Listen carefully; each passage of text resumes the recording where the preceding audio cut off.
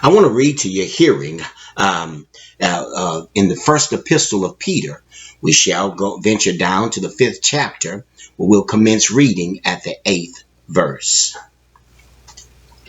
We're reading from the New International Version of the Bible, and it reads this way.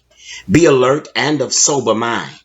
Your enemy, the devil, prowls around like a roaring lion, looking for someone to devour. Resist him, standing firm in the faith, because you know that the family of believers throughout the world is undergoing the same kind of sufferings. I want to teach today from the subject of the devil devouring our districts. The devil devouring our districts. Our children went on spring break in March of this year, and some of them still to this day have not returned to their classrooms. Some school districts reported that more than half of the students in their district still has not had any contact with either the district or the schools that they attend. At some districts that are back in the classroom, they state that the lack of electronic devices or laptop computers, if you will, or the ability to sync into the school's website are just not there. And it's we're at a place now to where it's hard for some parents to make a decision on whether to send their children to school and risk coming in contact with COVID-19, or better yet, it's a dilemma as to where they'll send the children to school, or they'll stay home and risk losing their employment. I mean, we have to work now to survive. My friends, all of us are going through this right now in 2020. But now, can I just take a look back? Can I just go over some statistics, if you will, from the school year of 2018 and 19? This was the year before the pandemic. I mean, listen, it goes like this. It says about 1.2 million students dropped out of school that year. That's a student every 26 seconds, if you will. And for those of us who like to really look at numbers, that's about 7,000 students per day in the United States that dropped out of school. There's one other statistic that I would like for us to look at. About 25%. We're at a rate now at about 25% of freshmen fail to graduate on time. I mean, listen, we won't go into what states these statistics are coming from or what races these statistics are coming from, but based on the platform that we're sharing this for, we can kind of get a hint on where I'm going with this. My brothers and sisters, we as Black people are not at the top of the dropout. We are not at the top of the dropout list, but I need to drop this on us. We're trending upward. In other words, it's not getting better for us. It's getting worse. We are dropping out more and more and more every year. So I thought to look at some stuff, and I began to take a look at my life. So I tried to rewind and bring myself back in time when I was a high school student, or better yet, preparing myself for college. And I remember when I was younger, and we would have yearly revivals at the New Hope Baptist Church in Port Arthur, Texas. And the church would bring in preachers from all over the country. And these guys were educated, and they were excellent preachers in their own right. And during this week-long revival, during this week-long event, or this revival, if you will, there would always be one day set aside in the midst of the revival called Youth Night. I mean, and everything on the program would be handled by youth. I mean, the devotional period would be handled by the youth department. The offering would be handled by the youth department. The altar prayer would be handled. But then it came down to the preaching. The preaching would start, and this guy would be preaching his heart out. But somewhere about mid-sermon, the youth of whom the night was prepared for would be lost in the educated doctrines of the sermon or the preacher, if you will. And meanwhile, the adults and the parents would be shouting and cheering and rooting on the preacher. In other words, at some point in the message, there would either be a communication breakdown or a communication gap, or people's attentions would wane. My brothers and sisters, as many ways as it is to communicate in 2020. We have text messaging, we have Facebook, we have Snapchat, we have Twitter, we have Instagram, we have all sorts of ways to communicate. And it seems as though when it comes to true education, to true communication along with education, our attention has fully waned. I mean, I do understand, as I stated earlier, that I understand it's 2020 and everything is open. I mean, this is recorded as the most educational time on record. Information is readily available to all of us. But in this time, in this educational time, you cannot write papers in text message language. You cannot. I mean, listen, hashtags won't get it when we're writing papers. Emojis won't get it when we're writing papers. My friend, listen, my brothers and sisters, our young people, our African American young people have mastered the electronic device communication methods. We can do it all. We can create anything we want to create. But too many of us, in the midst of all of that information, too many of us cannot properly formulate a thesis and put together a formidable paper along with good paragraphs. My friends, this is playing right into the hand of the lion, or the devil, if you will, in our text. I mean, this is playing right into the hand of how the devil is devouring our districts.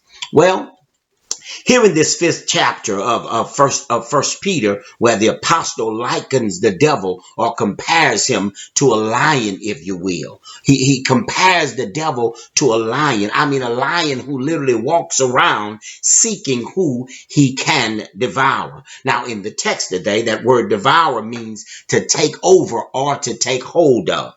Now, I thought to look at lions. I had to find out more about lions, and why would he liken the devil to a lion in this? Why would he liken the devil to a lion here? I had to take a look at this, and I began to study lions, and I found out that they like to live. Lions like to live in certain areas. Now, contrary to our beliefs, lions, who's called the king of the jungle, don't like living there. They do not like living in jungles. Lions like living in wide open, grassy plain areas. And the reason is so that they can utilize their hunting skills. My friends, the devil has a preferred hunting grounds for our children as well. They have hunting grounds for our children and our young adults. Oh, and let me just drop this news flash on us. He ain't doing much hunting in the church. Oh, but our schools is where the devil is hunting our young people. Their friends' houses is where the devil is hunting our young people. The parties they attend is where the devil is hunting our young people. The malls that they frequent is where the devil is hunting our young people. The music that they listen to, he's getting into the music that they're listening to, the dress codes that they have. And by God, he's in this thing that seems to be attached to each and every one of them. He's hunting them through their cell phone devices. Oh, and let me just drop this on us while I'm warming up this pot. The devil don't like bottom stuff. The devil does not like bottom things. In other words, the devil don't like rats and rodents and squirrels and skunks and things of that nature. No, lions like choice meat like antelope and wildebeest and zebra and impala, good real meat. That's what the lions like. And that being said, The devil has enough low lives. He's looking in these times, he's looking for top choice. He's looking for top choice things. We did say that he's hunting people who he can devour. Listen, the devil at this time, he's looking for young men and young women who are upstanding and bright. I mean, and this, listen, and this is not new to any of us. This has been going on for years, and it's not new to us. The devil is hunting our young folk. Now, somebody remembers at the onset of the book of Daniel, where Nebuchadnezzar and his army goes in and they seize Judah. And then Nebuchadnezzar ordered he then orders Ashpenaz, the chief of his court of officials, to bring in some of the Israelites from the royal family. I mean, he wanted the best young men he could find. Now I'm going to quote this scripture from the New International Version at Daniel, the first chapter at verse 4. Here is what Nebuchadnezzar said. Young men without any defect, handsome, showing aptitude of every kind of learning, well informed, quick to understand, and qualified to serve in the king's palace. And it goes further. He was to teach them the language and literature of the Babylonians. In other words, he wanted the best of the best to teach them his way of doing things. Listen, can I just translate that to us right now? He wanted our future lawyers and our future doctors and businessmen. He wanted professional athletes and professional young men and young women, ones who could do well and work anywhere. Listen, young men who could not only gather an athletic scholarship, but bring home the degree when he was finished playing ball. He wanted our young girls who could not only drill team dance, but could do everything else. Listen, he wants the best of the best. My friends, the devil is hunting our young people. He's hunting our males and females. Listen, he is on the hunt for our young people, and we must get a hold on what he's doing. Now let's talk about this lion for a while. Let's really talk about this lion whom Peter uses metaphorically to show us how this system and the evil that exists is trying to destroy us, and more importantly, our future leaders here in America. Let's take a look at this lion. You see, if you've ever watched the Animal Channel, if you've ever watched the Animal Channel and see how the lions live, I mean, you'll see why he's comparing him to the devil. And you'll see how this lion survives on the Serengeti. Well, first of all, lions are the archetypal apex hunter. In other words, in other words, lions are the gold standard when it comes to hunting. They are the best of the best, and they go after the best. I mean, listen, they hunt very skillfully. And they use 3 particular techniques that the devil is still using to this day to get our young people. I mean, listen, the devil uses these techniques on our young people. Listen, the same techniques that the lion uses on the Serengeti are being used in our cities and in our school districts today. Listen, he's hunting in our districts this way. The first technique that the lion uses to impede or to capture or destroy, we talked about it earlier, to take hold of our children. The first method he uses is what we call stealth mode. This means he comes in unnoticed and undetected. This is a very useful skill that the lion uses for young and vulnerable prey. One who's not, prey that's not privy to the sounds and moves of skillful hunters. Again, let me translate this. The lion is hunting our young people through other people who we would least expect. Good God Almighty. I mean, listen, the elder folks say it like this. He comes as a wolf in sheep's clothing. A wolf in sheep's clothing. In other words, he's who you least expect. He's the track coach. He's the football coach. She's the drill team instructor. Amen. They are the music teachers. They're the soccer coaches. Amen. They're the next door neighbors. They're the people who we would least expect for them to be. I mean, listen, they normally seem innocent, right? They seem as though they're the most innocent persons for our daughters and sons to be around. Listen, but now the poor person, the poor child don't realize that some bad things are on the horizon when dealing with these people. I mean, it starts like this. Mom, it's just a party. It's a party, Mom. Everybody's gonna be there. And once he gets to the party, pretty soon it turns into, come on, man, try it. It's just weed. Weed almost legal, bruh. Come on, man, give it a try. And over in the other corner, the girls is, oh, he cool. He's my friend. He's my brother's best friend. They really cool. Come on, you can ride with us. You can ride with us. And all of a sudden, not realizing that when they began to interact with these people, they don't realize that they may be about to unlock some things that trigger all sorts of things in their lives. They trigger things like the disease of addiction through genetics, through genetics, and they trigger generational curses that's been going on in their family for years, and not realizing they don't realize that some of this stuff, once you get started, you end up in the grips of something that nothing but the power of the Holy Spirit can get you out of. I mean, listen, and that normally doesn't happen until you have been, what the elder folk like to say, when you have been through the ringer. You come out on the other side with all sorts of police records and all sorts of scars and bumps and bruises. You come out 3 times divorced. You come out with 2 or 3 children. You come out with all types of things that you did not plan to happen, but it all started when you ended up in the grip of something that you knew that you did not know was coming. But that's just one way. That's just one way that the devil does. That's just one way that the lion, if you will, hunts our young people. Well, here is another technique he uses. He uses on us in our districts. Not only does he use the stealth mode where he's undetected, but the second technique the lion uses is a selection mode.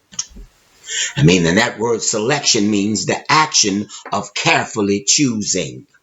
And the reason the lion uses this method is because bigger meals are now needed. Here's how it goes. Mama is grown now, and she's got some cubs to feed.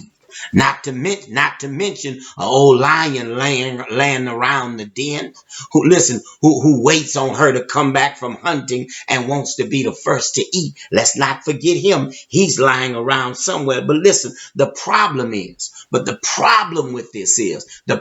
with her needing bigger meals, the problem with seasoned larger prey is they are harder to catch. Can I translate again? If you've already gotten to be a junior in college, it's hard to get you to start some new things. I mean, listen, it's not easy to get you off track. You can see your degree. You've been at Paul Quinn College now for almost 3 years. You can see your degree. You've seen a few of your friends graduate, and you are locked in towards graduation. I mean, listen, you have been sitting in Prairie View. You've been going back and forth to Prairie View, barely going home only for the summer, studying and getting things together. It's hard to get you off track. But listen, it's hard to get you off track now that you're a junior. I mean, now don't get too holy on me. Some folk may get holy on me. But listen, some of us understand and know that some of the stuff we started. Some of the things that we started and are still participating in today, we started them right about towards the end of high school.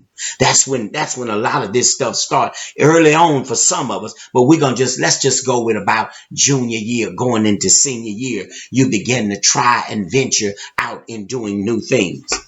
Well, because it's harder to catch because it's harder to catch seasoned prey, that's why the lion creates a selection process.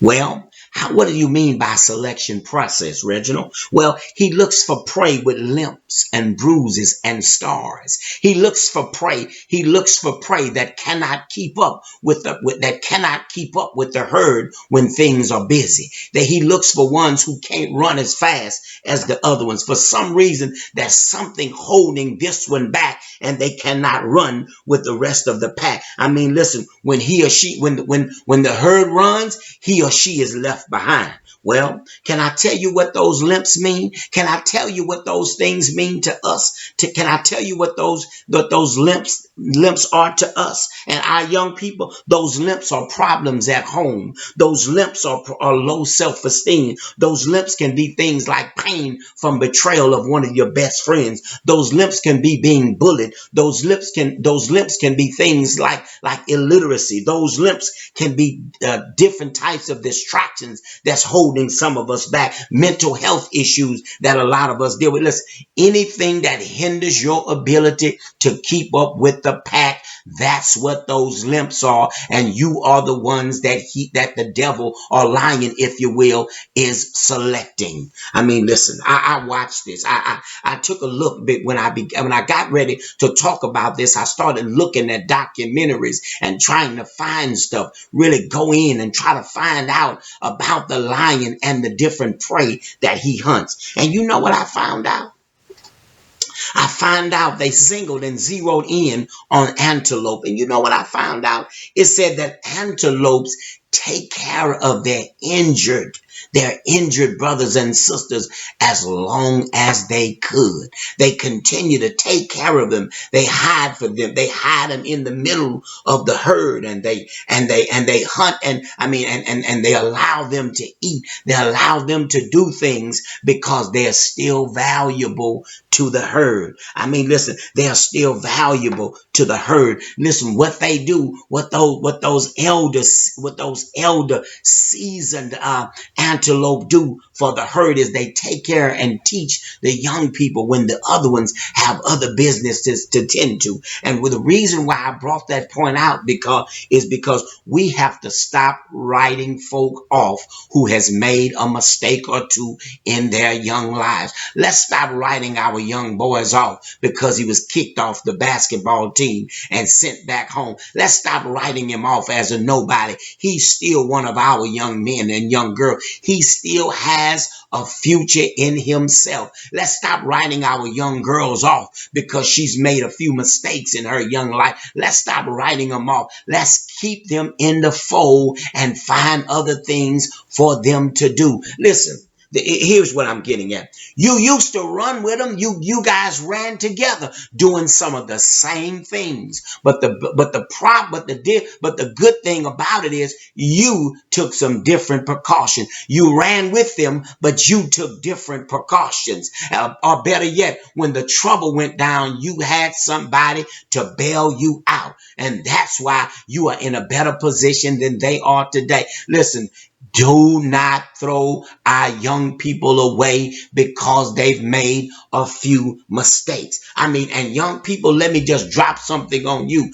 Don't discount the information from your uncles and aunties who you don't think are successful as your mother and father, or your other aunties and uncles, or other people you see in your neighborhoods. And don't throw that uncle and auntie away because they still have valuable advice for you. Listen, they may not be able to tell you how to start your multi-million-dollar business. They may not be able to tell you how to keep your big internet business, your new channel going and all of, but listen, they can sure tell you what hindered them from getting theirs started. And you might want to listen to them. They are valuable to you. I mean, now they're in the church. They're doing the right thing. They're moving on. Why do you think a lot of these really successful folk always like to come home and speak to elders who didn't achieve some of the things they achieved? Because their wisdom is valuable to them. So do not throw people away. Listen, we have to keep people. We have to understand that the devil, the lion, if you will, the devil in this case is using a selection process, and he's selecting our young people who have scars, who are beaten. Some way they are being left behind by us, and he's using his selection mode to grab them and bring them into a different lifestyle. Now I gotta close. I didn't want to keep us too long, but so I have to close. But I want to take a look at that ninth verse before I leave you today. The ninth verse reads like this: resist him, standing firm in the faith, because you know that your brothers throughout the world are undergoing the same type of suffering that you are. You know, some of us have gained and achieved the ability to move out of the old neighborhood and into bigger and better places. Now this could be considered a wise move on some accounts, for it makes the likelihood of you or your children being hunted a lot less. I got another translation for you. Some of us like to move out to the suburbs with the thought of escaping the inner city lifestyle. And what that does, it's good because it makes for scarcity in the devil's hunting of your young people. And this brings us to our final method that the lion uses to hunt our young people. You see, when the lion, or the devil, if you will, cannot get our young people through stealth mode, I mean, listen, they've seen all the tricks. They know him. I'm about to graduate from college. I'm a young adult now. You can't get me with that. You can't get me trying to sneak up on me. I've seen this already. And when he cannot get them through his good selection skills. You know, they listen, they've learned how to operate even in the midst of their mistake. They've come through their mistakes, and now they are moving with the pack. So he can't get them with that anymore either. He can't get them with his selection, with his stealth or his selection. So he uses his one final technique, and that is what they call the surprise technique. I mean, listen, that word surprise means a startled response a startled response to an unprepared for event. Listen, what I mean by that is, here is how surprise works in a lion pride. This is so rich. You got to get this before we go. Every now and then, there's a drought on the Serengeti. Not often, but that great ecosystem in Africa. Every now and then, there's a drought on the Serengeti. And when this happens, when the drought happens on the Serengeti, the normal grazers, you know, the normal prey of lions, the grazers like the zebra, the antelope, they can graze in the same areas. Antelope are grazing not far from gazelle. Gazelle are grazing not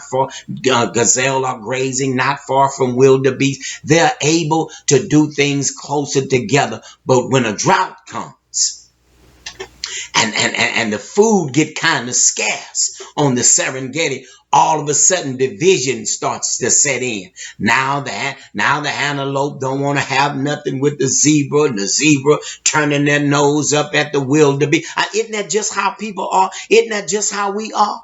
I watched it in the city of Houston. I watched the school board that consisted of mainly minority groups. I watched them go into division, and then the lion came in and almost has taken the entire district out of their hands. I mean, I've watched this thing, and that's what he does to us. That's how he uses this. But here is how this surprise goes. Here is how they operate. You see, when this happens, they begin to spread out and separate in their own little groups. And guess what? Thinking it's making it harder, but it's actually making it easier for the lions to swoop in. Here is how it works. When there is a drought on the Serengeti, The lions now, they need all hands on deck. Well, before I go further, let me just drop this on us. I don't have to tell anybody who does most of the hunting in a lion's pride, who does about 90% of the hunting in a lion's pride. Well, it's the females. And the lions, they just lie around waiting on the females to come back. Well, now there's a drought, so we need all hands on deck. Everybody has to be involved in the hunt. Well, here is what happens. Remember, all of the grazers are in their own little sections now. Well, here is what happens. They select their prey. We're going after this group. And here is what happens.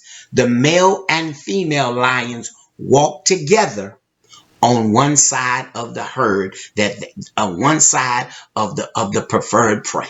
They both walk together. Then the lions leave the females over there. They leave the females, and then the lions walk all the way back to the other side of the same prey. Oh, this is so rich. You got to watch this, guy. You have to watch this. You have to hear this. The male lions leave them, just how they do in some of our neighborhoods today, that traffic some of our girls, and them old pushers and pimps. And, it happens. Don't get too holy on me now. It's happening to our young people all across America. It's happening to us. It's happening. Houston, this area is one of the biggest hubs that you can find for trafficking. And they drop them off and they leave. Well, the male lions drop the females off and go all the way to the other side of the prey. He then lets out a roar. He then lets out a big roar. And instinctually, the prey runs from the roar. And as he's running from the roar, he's running right into the hands of the skillful, agile, real hunters. And now he's caught. What do I mean by this? How are we surprised by this? Listen, surprises to us are all of a sudden you're coming up on your senior year, and now some tragedy has happened at home. So you run. That's a roar in your life. Something comes up at the school where you failed a class, and they're threatening you with this. You were kicked off the football team, kicked off the drill team. All of a sudden, a young lady has gotten pregnant. All of a sudden, things happen. A young man has gotten himself into something. And these are the roars. And we run from the roars. And when we run from roars, these things can be discipline for our younger high school kids. This can be discipline issues. When mama or daddy tends to discipline you, you get upset and run from the roar. Oh, don't let them take that phone. I know kids who would trade their parents in to keep that cell phone. I mean, listen, that's roars when these things happen. When tragic things happen, unsuspected things happen in your life, those are the roars. But remember what the text says. The text says, remember that other people just like you are going through this stuff. They've come through this stuff. That's why I'm a biography reader. I like to hear about people's biographies because I like to read how they got to where they are. And 9 times out of 10, they've had to go through a lot of stuff to get to where they are. Everybody didn't just walk up crystal stairs. What the lady says, life for me hadn't been no crystal stair. Listen, everybody hadn't just went through an easy route to the top. They had to go through a lot of things to get to where they are. Listen, roars don't run for. If you can withstand a roar, the Bible says in that verse, resist him. Stand firm in the faith. You have to know that when that roar comes, you have to be able to stand tall and say, I'm a child of God. You have to stand tall and say, I know I made a mistake, but I'm redeemed from the hand of the enemy. You have to know that I am forgiven and I will not be tormented by my past errors. Listen, I'm saved by grace. I'm justified. I'm sanctified. Listen, I'm a partaker of his divine nature. Listen, I'm a new creature, predestined for greatness. I'm a child of God, fully accepted by the Father. I'm loved by God, regardless to how I performed in the past. Listen, I do not run from the voice of a stranger. I'm loved by, listen, I'm set in the body of Christ, and I know that I'm valuable and important to the work of God. I can run through a roar. I can stand firm to a roar. You're not going to get me to run it. You've got to stand tall to the devil. And then before I leave, I want us to know and understand, for some of us who have the ability to teach our young people, let's not leave them behind. We have to know that we're Christians. That we're Christians. That listen, and I am a man. We're Christians, and our purpose is to glorify God. Therefore, we have to choose to manage all of our affairs with honesty and integrity, because honesty and integrity is what pleases God, and it positions us for God's best in life. We are men and women of faith, so we boldly pursue God's best without compromise. And when the Spirit of God convicts us of any of our faults and shortcomings, we must choose to submit to the word and overcome every challenge by faith. We have to live our lives so that others might see the faithfulness of God through our lifestyle. Listen, we owe it to the Lord because he saved us. We owe it to our family because they depend on us. We owe it to our church and all of our teachers and mentors. We owe it to them because they believe in us and they've taught us the way of righteousness. We owe it to our generation, our community, and even our employers who need our example. And most of all, we owe it to ourselves because we are men and women sent from the Most High God to help lead and nurture our young people. Let's do it. Thank you. Thank you. Thank you. Thank you.